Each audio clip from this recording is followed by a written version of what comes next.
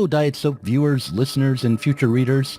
It's me again, Douglas Lane, and in this Critical Cuts video, I'll be tackling two related topics. The first is the idea of a boring dystopia, and the second is Debord's notion of the spectacle.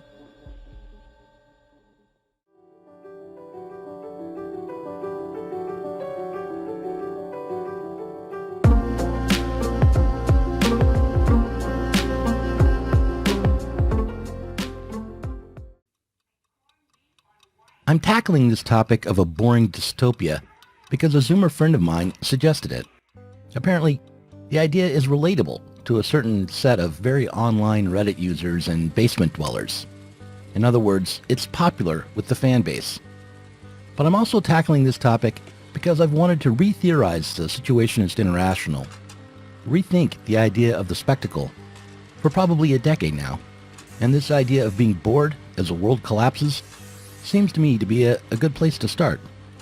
Another friend of mine, a blogger named Xenogothic, recently wrote about boring dystopias in an essay entitled Peak Boring Dystopia on the Legacy of Farmville.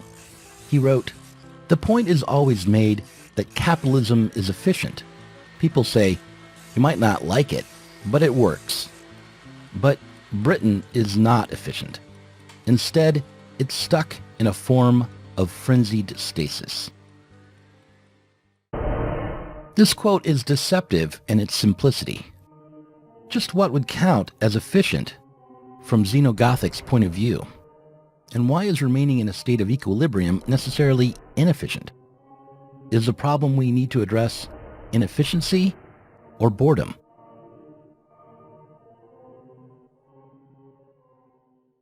In this video, I'll try to explain just what this capitalist stasis, or boredom, is.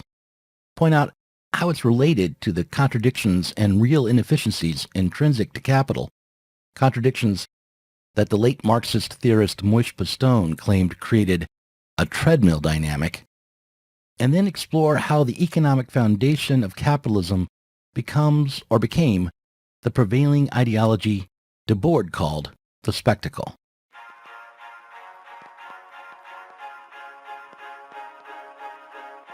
If you enjoy these videos, you should click on the subscribe button and click that bell.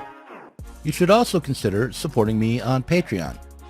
Patrons get access to a second behind-the-scenes parrot room discussion where we dish out gossip or go into the weeds on topics such as the tendency of the rate of profit to decline, imperialism, and the critical theories of Tiffany Brissett and Donald Most. You'll also get access to both the public and private version of the revised Pop the Left series with Ashley Frawley and Pascal Robert, and the new Zoomer Philosophy series.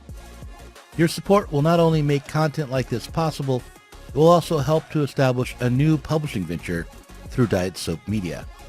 Right now, supporting me on Patreon will make a big difference.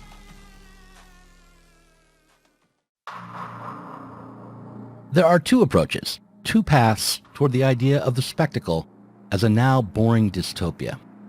The first is through philosophical speculation, and the second is through Marxist politics. The philosophical approach tackles our boredom as a problem of consciousness and separation from life. From the perspective of the philosopher, our boredom arises from the inauthenticity of our lives, our failure to bring together our inner or subjective desires with our concrete lived experiences. Our boredom is the affect of our phoniness, or the way in which we have lost hold of ourselves and become passive spectators to a world that is always out there, always beyond us. From the perspective of the philosopher, the trouble is our alienation. We are merely observers of a world of objects, and as passive observers, we become objects ourselves. There are many words that describe this condition of being an object in the world, many ways to understand what it is to lose oneself in a world of frenzied stasis. A person who has no agency might be called a consumer. That is, they could be defined by how they take the world of objects into themselves without transforming it. The consumer becomes the same as what he consumes and leaves behind only waste. Another way to think of what it is to be an object, or objectified, is to consider the German word Alltäglichkeit, which roughly translates to common, or mundane, or everyday. When we are dominated by the objective world, we, as Heidegger might put it, lose our distinctly human character. We give up on ourselves as self-conscious and self-realizing beings, confronted with mortality and personhood, and become other-directed. We abandon the authentic, self-generated projects we've developed after being thrown into this objective world, and instead become just another member of the herd. To get the full sense of the nightmare quality, or the potential for nightmare, that this process of becoming an object could involve, we can turn to the science fiction movie Terminal Man. That's interesting. What's interesting? It feels like I'm eating a ham sandwich.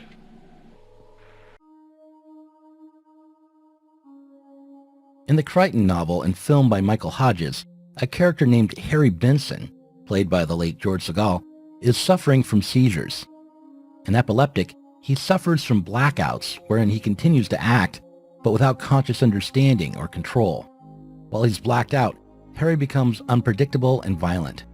In an effort to cure him of his seizures, his doctors suggest an experimental procedure wherein electrodes will be implanted into his brain that will both detect an oncoming seizure and send electrical impulses to suppress it. But instead of overcoming his blackouts, the procedure overcomes Harry. Rather than gaining control of his mind for himself, Harry becomes the puppet of others, and his seizures both. He spins out of control and into a permanent state of blackout. Harry Benson is erased. He becomes either the puppet of others or a random, jerky, killing machine. But at least this story is exciting.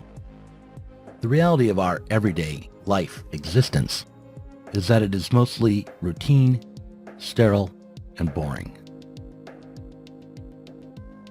In his book, The Society of the Spectacle, the French radical theorist Guy Debord wrote about boredom in the middle of the 20th century, the boredom that has perhaps continued until today. He described what he called pseudo-cyclical time in theoretical terms, and then pointed to how in advanced sectors of capitalist society, time itself is a marketable commodity. He pointed to tourism, theme parks, and subscriptions to what he called cultural consumption as examples. One has to wonder what he would think of Tinder. But Marx sees units of commodified time as being part of the spectacle is the way life is kept at a distance, as if behind glass. Without intimacy or community, people congregate with strangers in order to experience the world as a series of mere images. Debord holds on to the possibility of connection, of responsibility. He's not arguing that we are condemned to a pseudo-reality or to the spectacle. We aren't caught up in hyper-reality, as Baudrillard would put it, because the stasis of pseudo-cyclical time, the feeling of endless repetition, is contradicted by the linear time that defines capitalist production. Debord wrote, "The production process's constant innovations are not echoed in consumption, which presents nothing but an expanded repetition of the past. Because dead labor continues to dominate living labor, and spectacular time, the past continues to dominate the present." This description of how we're stuck in an eternal present, stuck in an apparently unchanging world, is familiar. It was echoed later on in the works of Mark Fisher, but even more, it is my lived experience. However, what we should notice is that for Debord, the progressive aspect of capitalism is the material realm. The realm of production and exploitation is real, and it really does move. Innovation occurs in the factory, in finance, in the home studio, even as it never occurs in our personal life. In a world wherein relationships between people are mediated by things, and the relationship between things are social, only dead, inert commodities can live. However, what should be remembered is that this sense of innovation, of progress, of movement, that seemed real to Debord is itself a product of the social relations and production, along with the forces of production. As the Marxist theorist Moishe Pistone argued in his book Time, Labor, and Social Domination, quote, Marx's theory of history, his notion of an immanent logic of historical development, is not transhistorical and affirmative in his mature works, but rather is critical and refers specifically to capitalist society. Debord believed that historical time, irreversible time, is natural and naturally exists for humanity. We merely need to grab it. Whereas for Pistone, this irreversible linear time is itself a product of capitalism. Further, Debord writes about the spectacle as dominating the workers. He talks about this static, repetitive, boring time as having colonized society through political imposition. Whereas if we realize that this boredom is our own product, that collectively we are choosing it and reproducing it, we are both left without excuses for delaying revolution, and also with no clear understanding of the cause of our own inactivity, our own passivity.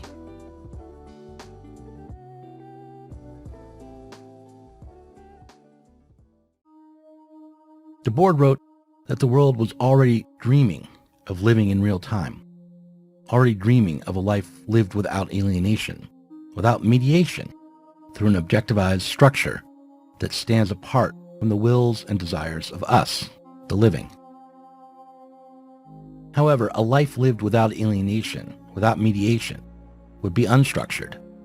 To believe that such an unstructured existence could be possible requires a leap of faith. It requires that we believe in some transhistorical structure or force that we don't have to build or reproduce, but rather that is already there as either the natural order or as our own nature. Instead, it seems that our real task is not to realize this dream of an unalienated life, but rather to risk alienating ourselves in a new, different way. Guy Debord was an anti-Bolshevik.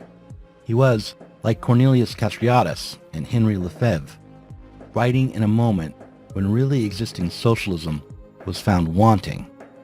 He was writing when the turn away from politics and the invention of the New Left were both well underway.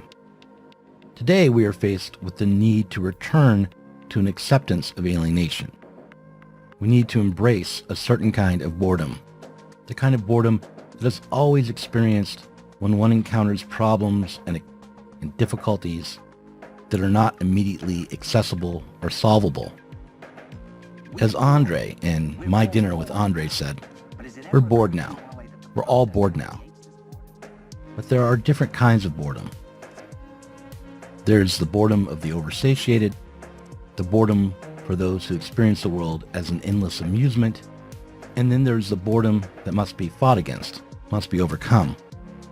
The boredom we face when we encounter a world or political situation that resists easy solutions. We're bored now. We're all bored now. Good.